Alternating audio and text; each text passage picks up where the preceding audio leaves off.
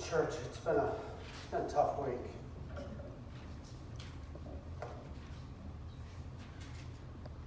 Going through a hurricane, going through the loss of power, the way our yards get trashed out, our fields get trashed out. And then on Saturday afternoon, to hear about President Trump getting shot.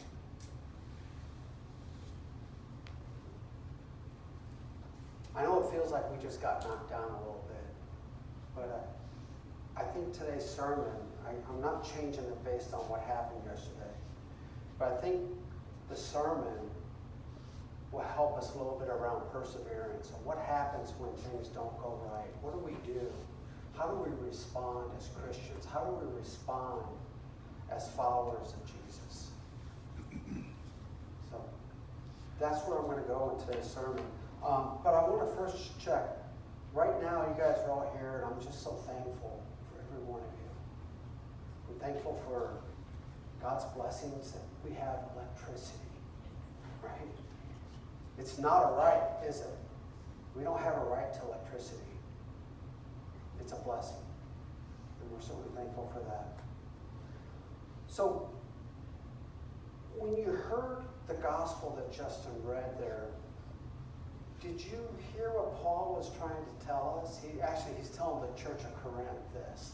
But he's basically saying, y'all, you need to make sure that you stay aligned and you stay focused. He's telling them, in a roundabout way, he's saying that you need to persevere. He's saying that there's things that we need to do as followers so that we stay aligned, when we stay yoked with Jesus. And he hits to it at the very end. He talks about, I'm going to kind of spoil the story a little bit. He talks about there's good to come. There's good to come.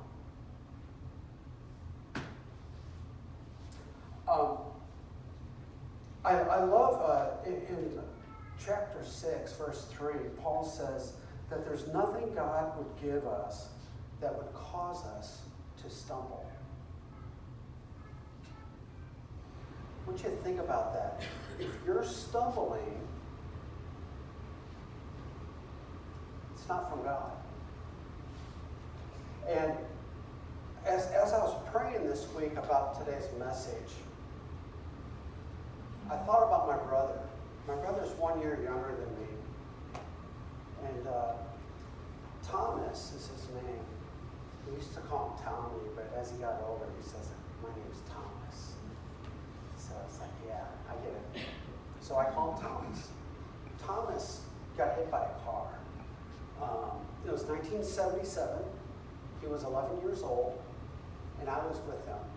And Thomas got brain injury from it. And this is back when we didn't really know how to deal with brain injuries the way we do now. Thomas got what was called a subdermal hematoma. So if you're in the medical field, subdermal means it's below the skull. Hematoma means that it was a blood clot. And that blood clot created pressure on his brain and actually damaged his brain some. Thomas was forever changed from that.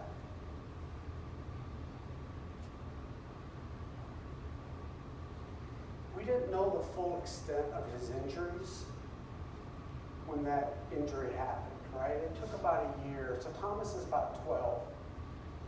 And he's got this massive scar, which now is kind of cool, but at the time, he had this massive scar where they shaved his head and peeled back, I don't want to get too graphic here, but basically he had this pretty cool scar on his head. But Thomas was changed. The brain injury caused him to stumble, quite honestly, for the rest of his life. That brain injury is not from God.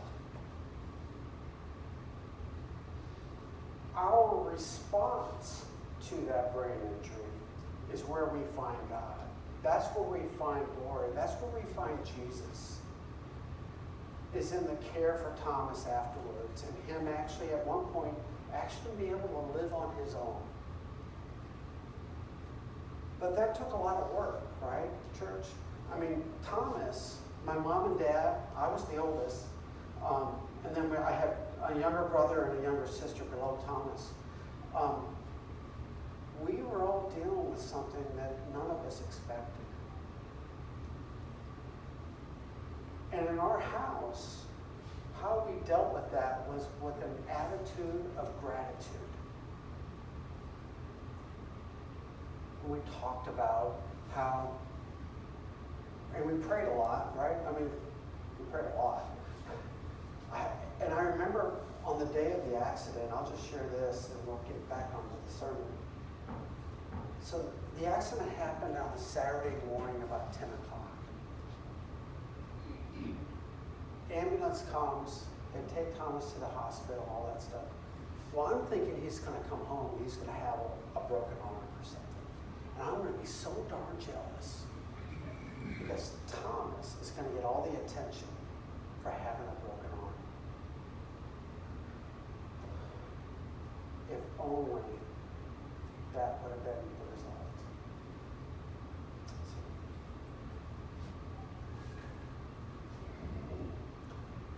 When you pray the Proverbs, we've talked about this. Today would have been Proverbs 14. Takes about 5 minutes. You can actually pray the Proverbs. That can help you with your attitude of gratitude. You can learn more about what it means to love on God and protect yourself from the wickedness, protect yourself from the evil of this world. I think our prayers are different when we go to God and we're thankful to start with. We're not immediately asking God to fix something in our lives, but we're just thankful. We have that attitude of gratitude. You know, earlier in 2 Corinthians, I want to go back up a couple chapters. In chapter 4, verses 16 through 18, Paul talks about the tremendous sufferings and the persecutions that he faced in his ministry. And I love how Paul puts a perspective on this. He looks at this suffering as his duty to follow Christ. That everything that Paul went through was just a light affliction. A light affliction, you know, a scratch. Paul goes through beatings, false imprisonment, riots. Paul has sleepless nights because he's so hungry. He's so hungry that he can't even sleep. Paul endures shipwrecks, and as a former Navy sailor, that terrifies me. And I wonder if Paul would put hurricanes on that list. I wonder if Paul would put attempted assassinations on that list. And Paul calls that a light affliction. Now I have to ask you, church, we've gone without power. Most of us did for a little bit of time. Did we lose our internet? Did you lose your cell phone?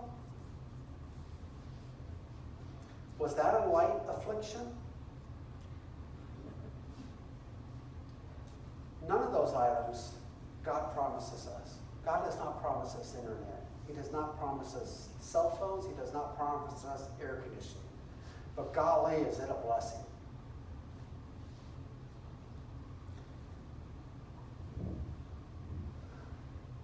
Paul, in Corinthians, he tells us to focus on the unseen, not to focus on the seen. He says, focus on Jesus and his ministry, and there we will find rest. If we are yoked with Jesus, we are going to find rest. We'll be stronger in our faith. and it allows the Holy Spirit to work in our lives. You know, when my brother Thomas suffered his accident,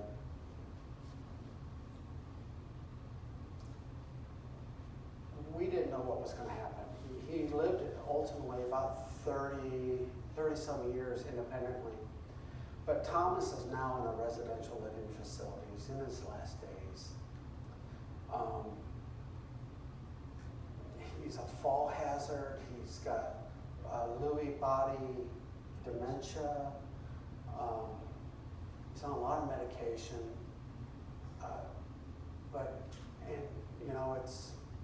It's hard to look at Thomas, look at the scene, and focus on the unseen, right? Because you can see what's happened to my brother. He never got a fair shot.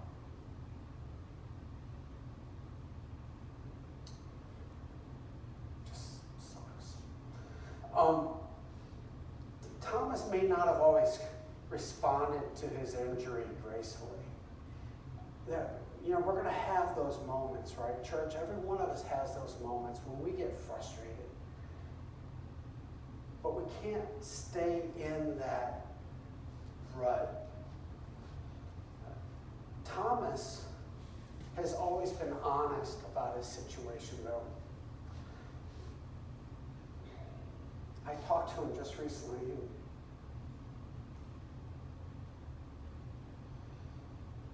He can't wait to see Jesus.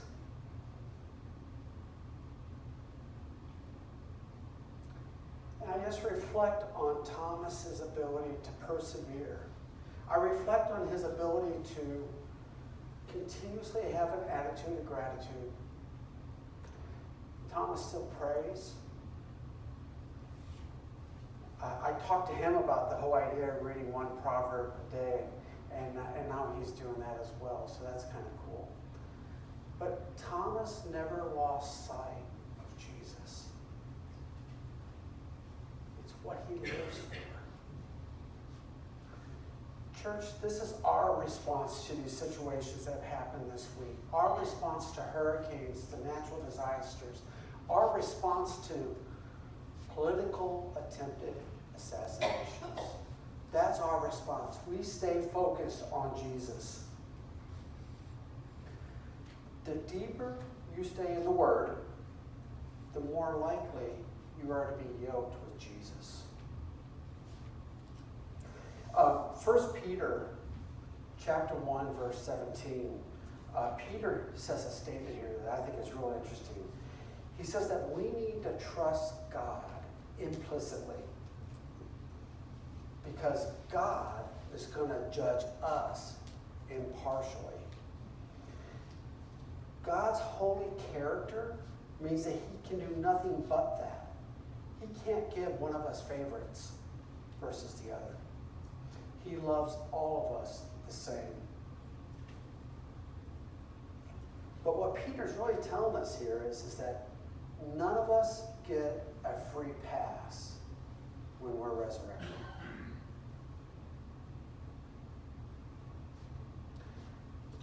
Peter has given us some advice here that we better be aware of.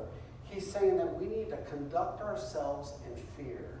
And it's not the fear that you think of, but it's based more on what you have done. I want you to picture this. Our work on this earth is like a building materials that we send on to our next life when we're resurrected. And those building materials will be tested in the fire of God's judgment. Any deed that we did for ourselves or for our flesh will be burned up like wood, hay, or straw. There will be nothing left to our reward. Now, if you do your work for Christ, though, if you're doing your work in the mission of the church, it'll be like gold. It'll be like stones. It'll be like silver. And these materials will outlast the fire. We will receive a just reward in heaven. So how we respond to the challenges in this life, I asked the church, are you doing the things that you do for yourself? Or are you doing them for Jesus?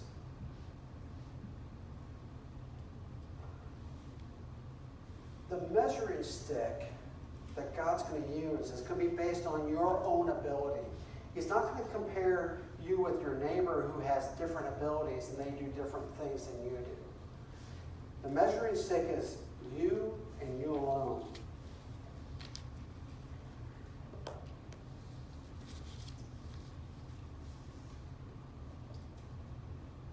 Church, it comes down to an attitude of gratitude and prayer.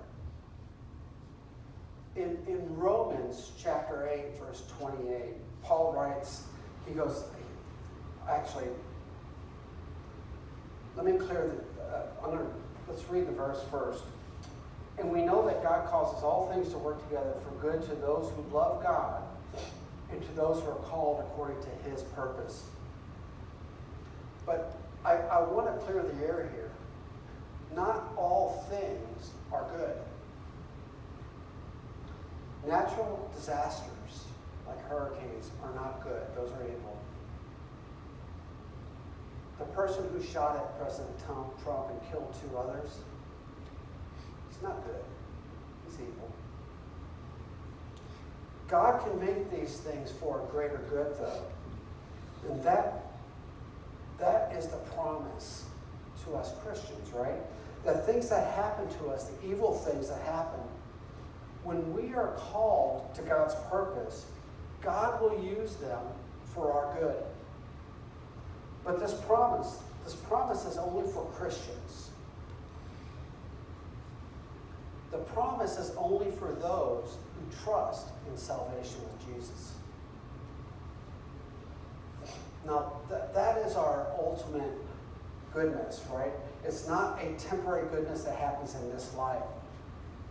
What's happened to Thomas, it's real hard to look at Thomas and say something good is happening to Thomas. It's really hard. But Thomas is going to go to heaven. And that's the amazing thing. And this is not about goodness in our suffering, but that God is working in us even when we're suffering for goodness. This is all about glorifying God. This is not about glorifying ourselves, but that God is glorified. When Thomas had his brain injury, we soon realized that he'd never be the same. Thomas, and you got to remember, this is junior high school, right? Talk about a rough time. Thomas was treated like an outcast because nobody knew how to deal with him. He knows what's going on. He has the mental capability to recognize when people are being mean to him or talking down to him or disrespecting him. Thomas knows. But Thomas doesn't have a choice. Thomas has that perseverance to continue to push forward, to continue to walk the walk. He never lost sight of that. Thomas is very outgoing. Fiona can tell you. I mean, there is not a single person in our hometown that doesn't know Thomas, and that Thomas doesn't know. He knows everyone. And he knows who's related to who and who's got a job and who's looking for a job. And he's like the internet for Bettendorf, Iowa. Thomas is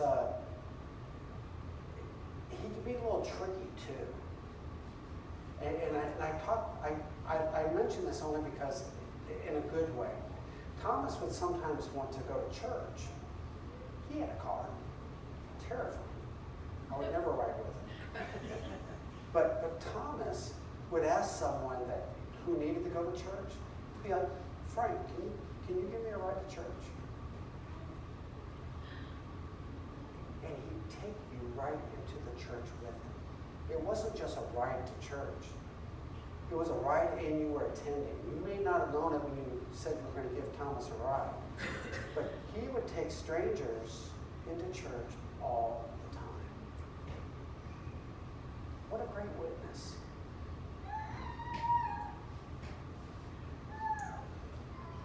Thomas persevered. Thomas stayed focused on the mission around him for what he could do around his world. You know, Thomas was dealt a horrible set of cards in his life. But Thomas continued to glorify God. And he always has a smile on his face.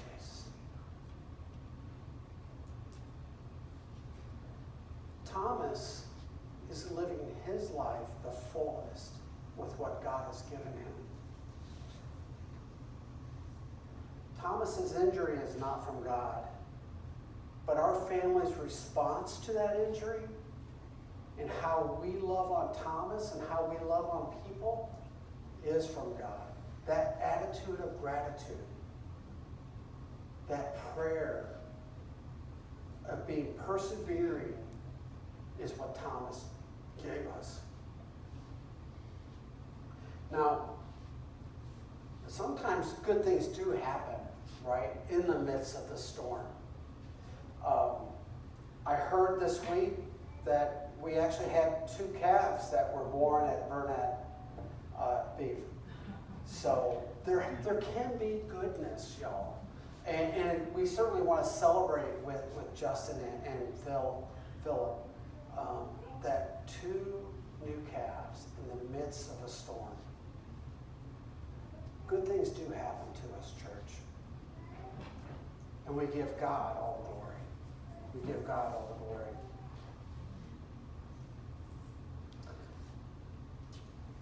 God is always at work in our lives, right? And I'll get to this and I'll jump in. We give all the glory to God in the storms in this life. Even when we can't see something happening visually, things happen, right? But there's things that is happening. And I'm going to draw us to the very last part of our gospel today. So in verse 13, Paul finishes with, open your heart.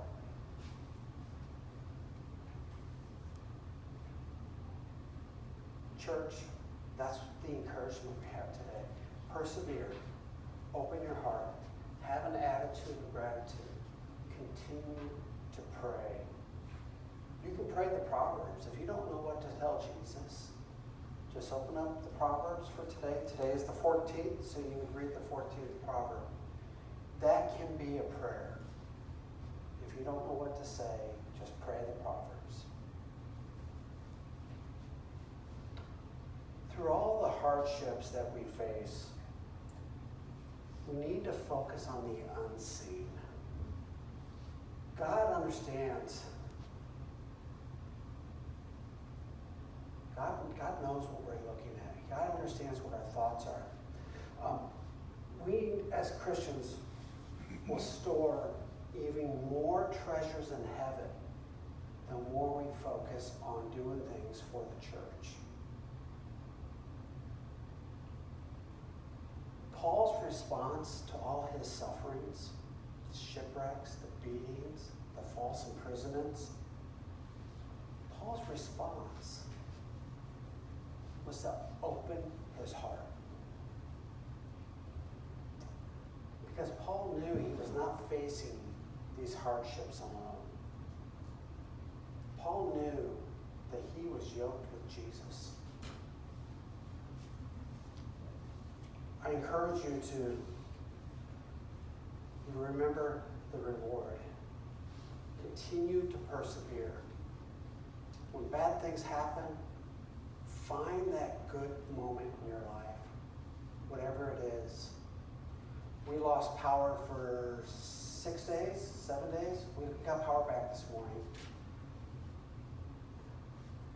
Light affliction.